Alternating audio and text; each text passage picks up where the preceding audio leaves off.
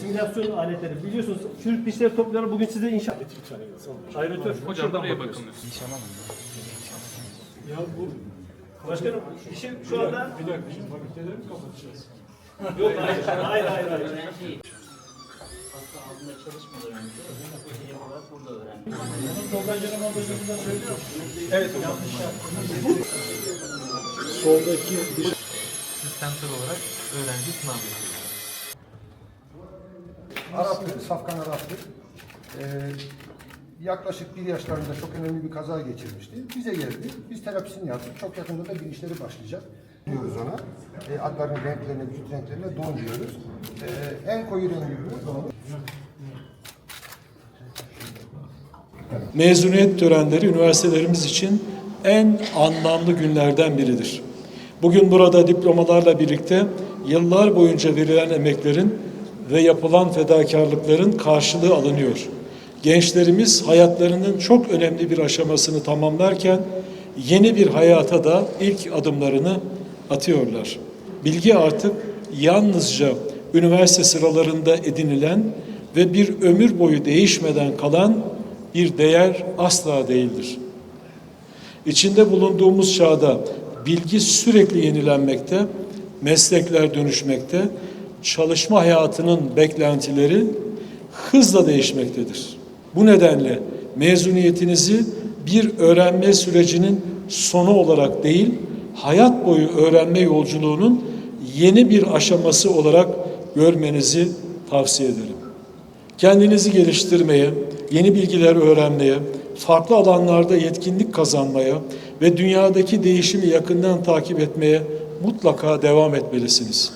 Çünkü geleceğin dünyasında başarı yalnızca sahip olunan diplomayla değil, öğrenmeye açık olmakla, değişime uyum sağlayabilme kabiliyetiyle ve sürekli kendini yenileyebilme iradesiyle şekillenecektir.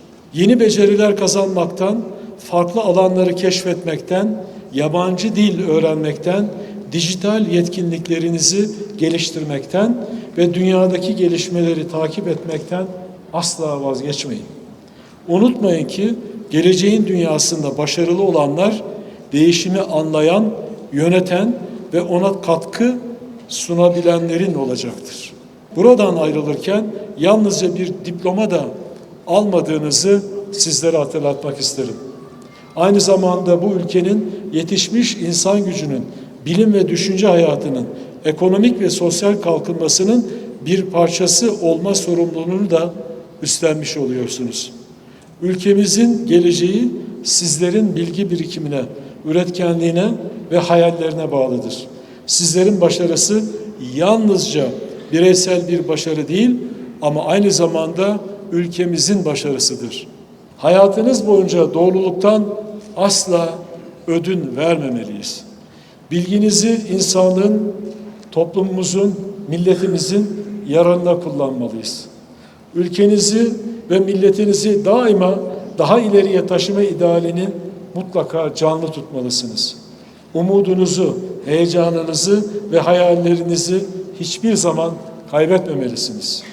Türkiye'nin geleceğine yön verecek bilimde, teknolojide, sanatta, ekonomide ve toplumsal hayatta yeni başarı hikayeleri yazacak olan sizlersiniz. Sizlere olan güvenimiz tamdır. Yıllar boyunca verilen emeklerin ve yapılan fedakarlıkların karşılığı alınıyor. Bunlar da buldunuz. Birlikte güzel zamanlar geçirip nice güzel anılar geliştireceğinizdir. Kıymetli arkadaşlar, unutmayın ki bilgi artık yalnızca üniversite sıralarında edinilen ve bir ödül vermemeliyiz. Bilginizi insanı daha ileriye taşıma idealini mutlaka canlı tutmalısınız.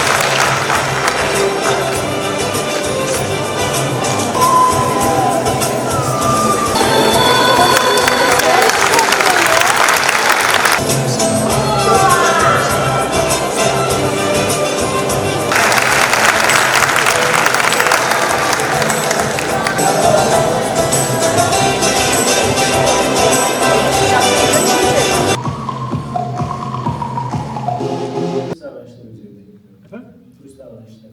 Turist davranış. Üzerine çalışmalar yapıyoruz. Evet, bir çalışma üzerine değil. Yani İşimiz var. Bir de kahve etkinliğimizi havamızda çok güzel